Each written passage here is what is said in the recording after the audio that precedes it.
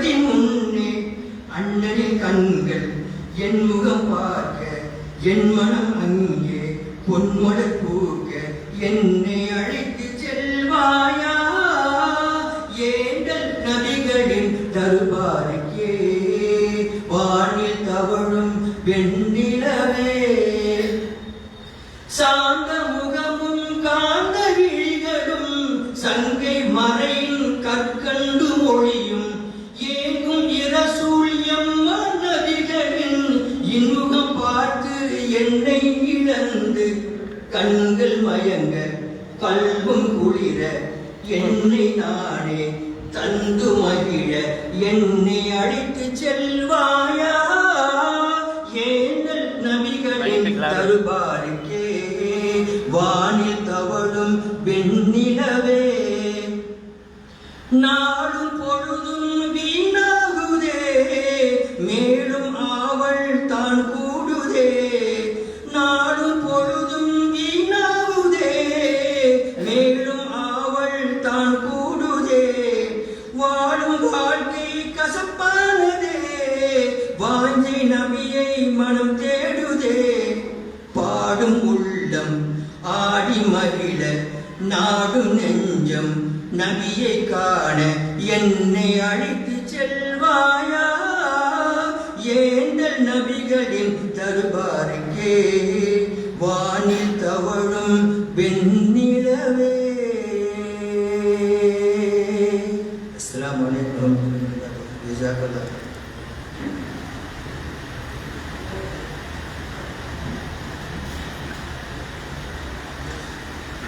ஜஸாக்கல்லாஹ். எங்களை நீங்களே அழைத்து சொல்லிவிட்டீர்கள் கொள்ளலாம். மாஷா அல்லாஹ். அல்லாஹ் உங்களுடைய குரலை இன்னும் மென்மேலும் வளர்ச்சியை தருவானாக. அடுத்தபடியாக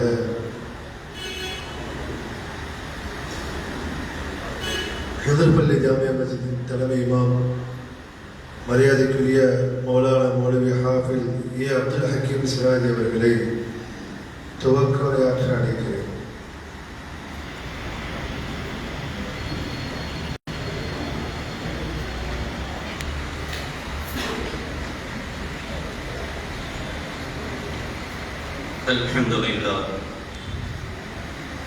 الحمد لله رب العالمين والعاقبة للمتقين والصلاة والسلام على سيدنا محمد رسول الله صلى الله عليه وسلم وعلى آله وصحبه أجمعين. أما بعد فقد قال الله تعالى في القرآن العظيم والفرقان المجيد أعوذ بالله من الشيطان الرجيم بسم الله الرحمن الرحيم قل بفضل الله وبرحمته فبذلك فليفرحوا هو خير مما يجمعون. صدق الله العظيم. رب اشرح لي صدري ويسر لي امري واحلل عقدة من لساني يفقهوا قولي. رضينا بالله ربا وبالاسلام دينا وبمحمد صلى الله عليه وسلم نبيا ورسولا. يا سيدي يا رسول الله خذ بيدي يا سيدي سندي غوثي ويا مددي. أرجوه سبحانه ألا يخيبني ظنا فحسبي ما أرجوه في الله وما توفيقي إلا بالله لا حول ولا قوة إلا بالله العلي العظيم. புகழ் அனைத்தும் அல்லாஹ் ஒருவனுக்கே உரித்தார்கள். அவனுடைய தூதர் எம்பெருமானார் ரசூலுல்லாஹ் ஸல்லல்லாஹு அலைஹி வஸல்லம் அன்னவர்களின் மீதும் அன்னாரின் அடிச்சுவற்றை பின்பற்றி வந்த உத்தம சத்திய சஹாபாக்கள், தாபிஈன்கள், தபஅ தாபிஈன்கள், ஷுஹதாக்கள், இறைநேச செல்வர்களான வலிமார்கள், நல்லடியார்கள், குறிப்பாக நம் அனைவர்களின் மீதும் அல்லாஹ்வின் சாந்தியும் சமாதானமும் என்றென்றும் நிலவட்டுமாக ஆமீன். நாம் இந்த உலகிலே வாழும் காலம் எல்லாம் அல்லாஹ் உடல் ஆஃபியத்தோடும் சலாமத்தோடும் நிறைவான ஈமானோடும் அவனுடைய இறை இல்லத்திலேயே நின்று வணங்கக்கூடிய பாக்கியத்தை அல்லாஹ் நம் அனைவர்களுக்கும் தந்துள்ளானாக. புனிதமான மீலாது நபியுடைய விழாவினுடைய சங்கை பெருந்தலைவர் அவர்களே மற்றும் கிராத் ஓதிய ஹாஃபில் அவர்களே, கீதமிசைத்த நண்பர்களே, எனக்கு பின்னால் சிற்றூரை நிகழ்த்துவதற்காக வேண்டி வருகிறது இருக்கக்கூடிய முஹீதீன் ஜாமியா மஸ்ஜிதுடைய தலைமை இமாம் அவர்களை, சிறப்புரை நிகழ்த்துவதற்காக வேண்டி வருகை தந்திருக்கக்கூடிய கண்ணியத்திற்குரிய ஹசரத் பெருந்தகைகளே, உங்கள் அனைவர்களும் என்னுடைய சலாத்தினை தெரிவித்தவர்களாக எனது உரையை ஆரம்பம் செய்கிறேன். அஸ்ஸலாமு அலைக்கும் வரஹ்மத்துல்லாஹி தஆலா வ பரகாத்துஹு.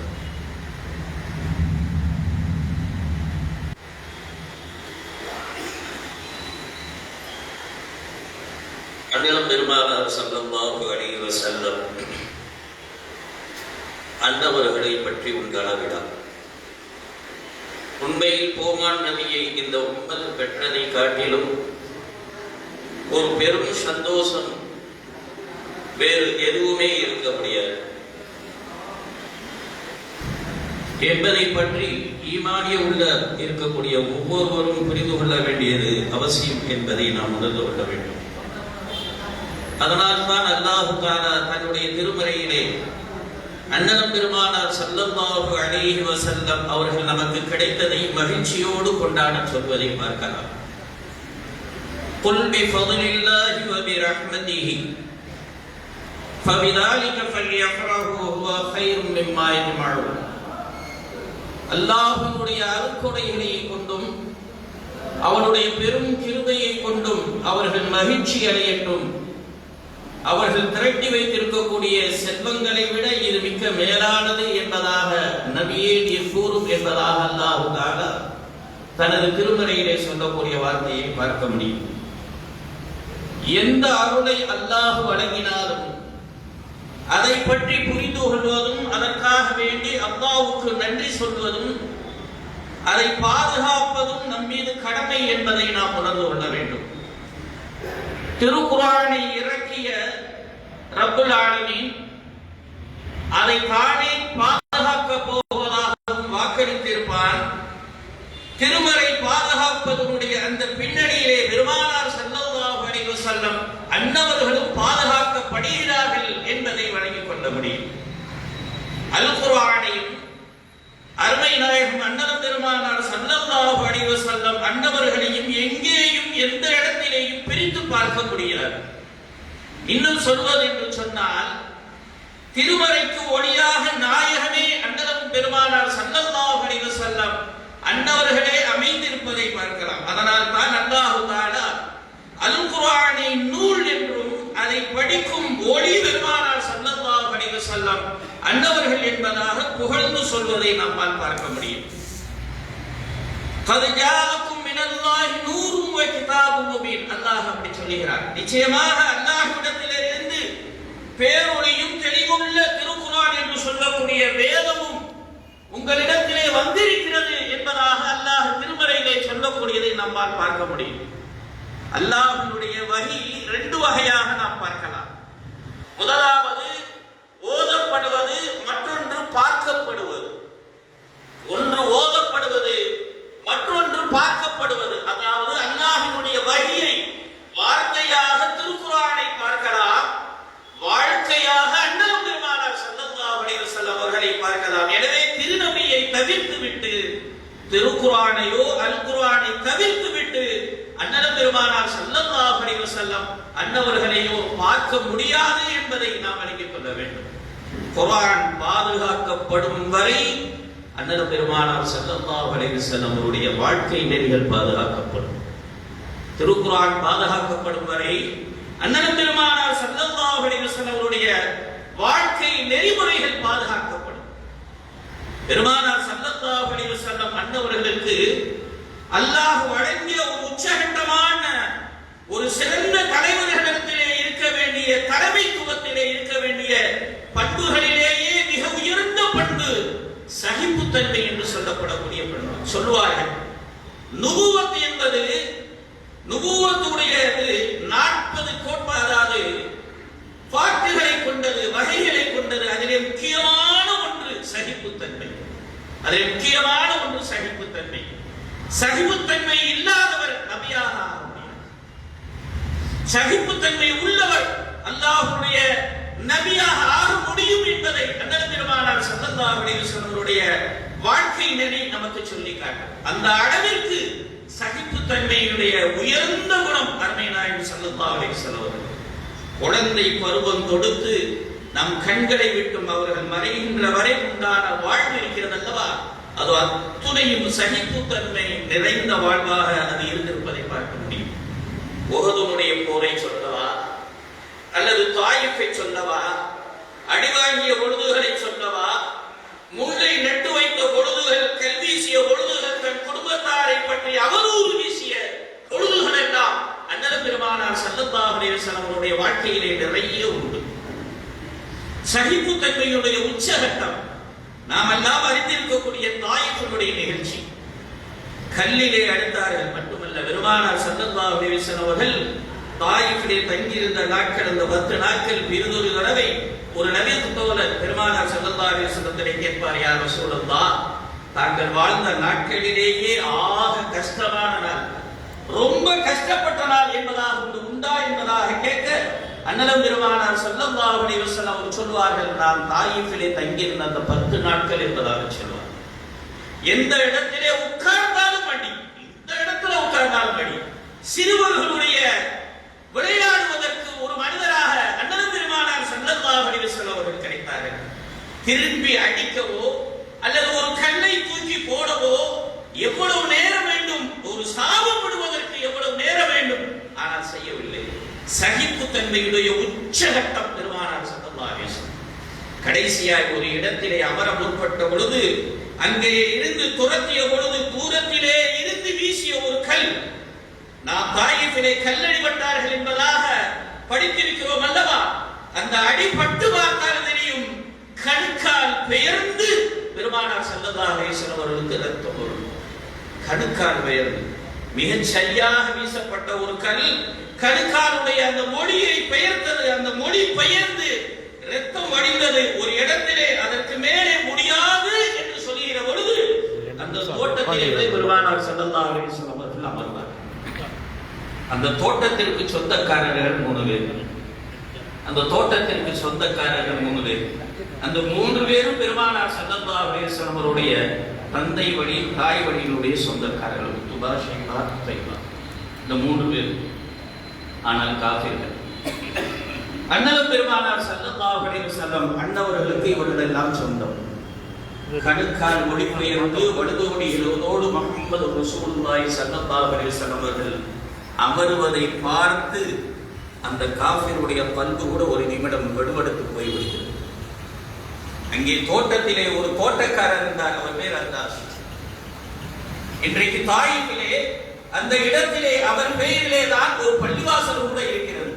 அத்தாஸை கூப்பிட்டு இந்த 3 பேரும் சொன்னார்கள், எங்களுக்கு எதிரிதான் இந்த முஹம்மத் இருந்தாலும் கூட எங்களுக்கு சொந்தம், எங்களுக்கு சொந்தம். கணுக்கால் மொழி பெயர்க்கப்பட்டு வந்து நிற்கிறாரே, இவர் எவ்வளவு உயர்ந்த குலத்தை சார்ந்த தலைவர் தெரியுமா என்பதாக அவர்கள் சொன்னார்.